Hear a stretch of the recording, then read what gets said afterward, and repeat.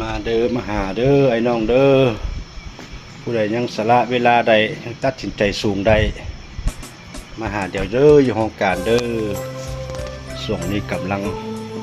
เกี่ยมเลือกตั้งผู้แทนมาหาเดี๋ยวได้สามัคคีได้เอามาไข่ตูรอทาแล้วถ้าผู้ใดก็บ่มาแล้ว9 โมงเขาจะได้กลับต่าเมื่อนอนมาหาเดี๋ยวได้ไปอยู่เงินนะเดินมาเด้อไอ้น้องเด้อเพื่อนเพื่อนมาหาเด้อดู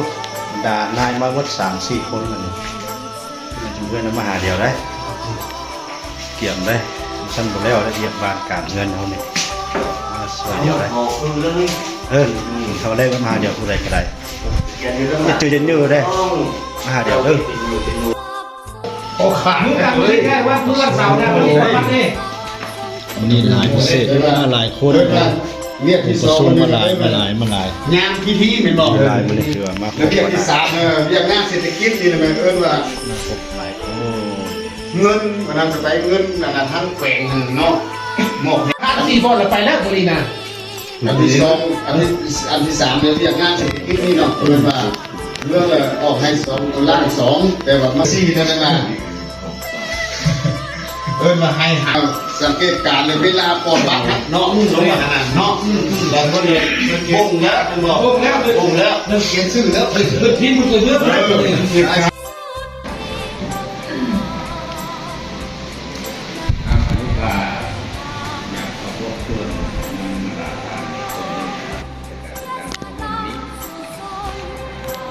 ็นการแลกเปลี่ยนอย่างเงี้ยว่าวันนี้ถือว่าการตั้งคันเดิมได้มอบหมายให้ว่าพวกเขาเป็นหน่วยที่1ในการปฏิบัติการเลือกแต่พอดีใช้ประมาณในการใช้ใจในการที่หน้าที่นี่คือว่าบุพเพปีต้นปีเขาอยู่ในชนะพันธ์การให้เป็นล้าน5 ปีนั่นคือน้องว่าเมื่อเป็นทั้งประธานอำนาจการกองทัพบกวันของหน่วยงานที่นำทางราชการมาเมืองมาขันพยายามกินมาขันบะงูราชการจะตั้งกินคือพื้นแต่เมื่อจากนั้นเราจะเอาสมทบตุกมือกันเนาะคือเดินน้องเดินมาเด้อพอดีเพื่อนมาหาเดี๋ยวเด้อนายมาทาได้นายมาทาได้เดี๋ยวเพื่อนมาได้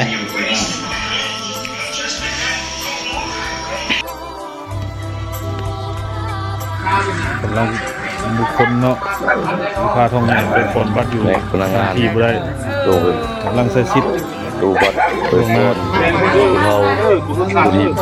ไปปนในองค์การบ่ได้มาปนเองเลยเกี่ยวบ่สะดวกในการของกันบ่อยู่คณะกรรมการได้เฮาได้นำพาหิบบัตรมาเพื่อให้จำนวนที่บ่มีความสะดวกใส่ซิดก่อนเนาะเป็นทางการเอามือกล้องเอาเลย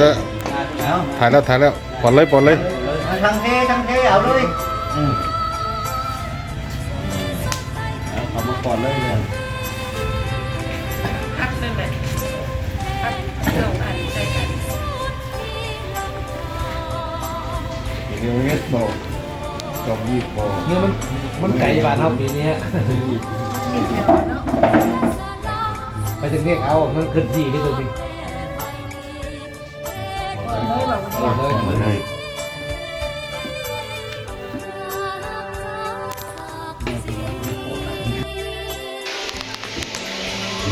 นอนให้น้องกับท่านนอนเฝ้าเวทีกับท่านหัวหน้าปกสบ้านสุมสนุกอย่างไรมานอนเฝ้าบ้านเศร้าสองเป็นเริ่มบัดเดือดเอาผู้แทนผู้ที่มีความรู้ความสามารถและกล้าหาญในการปากเบ้ามาเป็นตัวแทนของประชาชนของพี่น้องชาวเมืองคำเกิดของพวกเราในการที่บ้านนั้นเป็นประจำในนั้นหลายท่านก็เข้าใจเท่าไหร่ได้นะสาวสนุกรายยังที่ก้อนอยู่พูดว่า2 ก้อนเลยพวกคนนี้สิก้อนอยู่ที่เขาก้อนท่านนี้อ่ะโตการเลือกตั้งผู้แทนในการก้อนทั้งผู้นึงจะได้อยู่2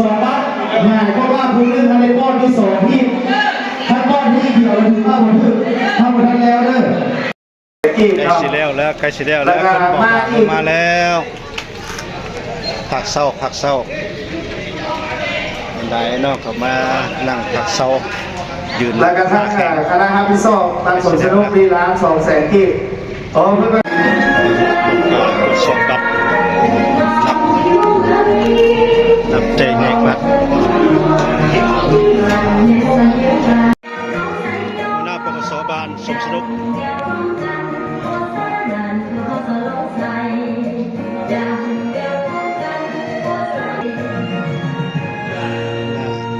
ในบ้านรักษา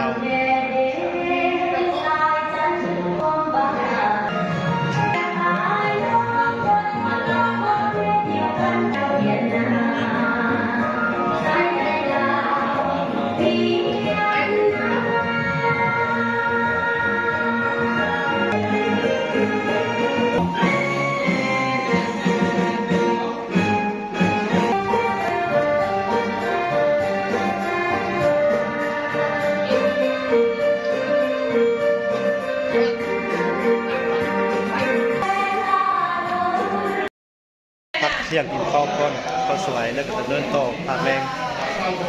จะกินข้าวก่อนนี่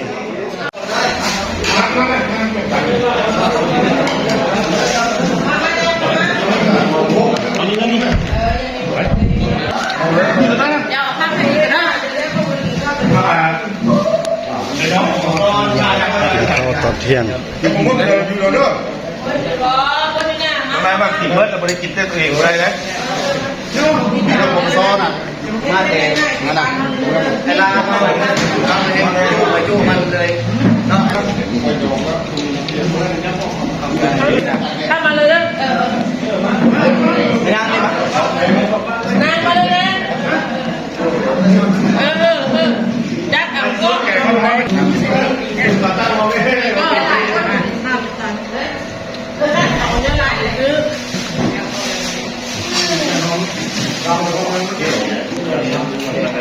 ื่นเลย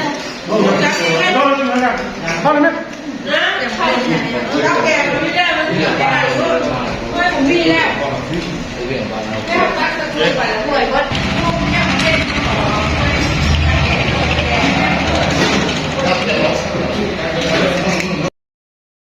จังขออนุญาตต่างงานให้คณะทัพพิซอบขอถือโอกาสนี้จะรายงานรายทัพและรายจ่ายสู่บรรดาท่านฟังเลยเด้อเนาะสำหรับรายทัพกับเบิก8,150,000 กีบรายงานข้าพเจ้าที่ขอผ่านรายชื่อเป็นละเอียดเลยเนาะเพื่อทานใดจำนวนเท่าใดเนาะ1มีท่านอ้อนศรีมี100,000 กีบ2มีท่านพุทธศรี500,000 กีบ3มีท่านนางคำสอนเนาะ100,000 กีบ4ท่านนางวันนี้100,000 กีบท่านนางไพวัน100,000 กีบท่านสมดี100,000 กีบ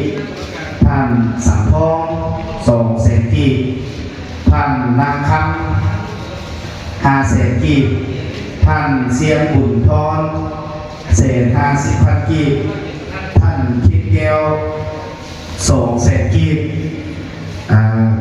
ท่านจวง200,000 กีบสุดคณะบาลสมสนุก2 ล้าน กีบคณะบาลรักษา2 ล้าน กีบคณะฮับพิซซ่ที่บัตรที่1เนาะกับ1,200,000 กีบ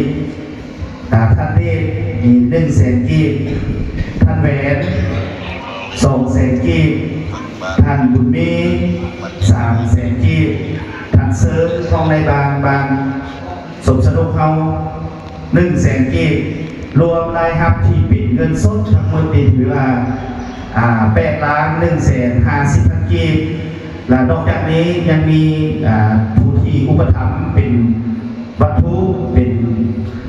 ท่านมีท่านลำทองนี่เป็นอุปถัมภ์ 150 2แพ็คกับน้ำดื่ม1แพ็ครวมมูลค่านี่250,000 กีบ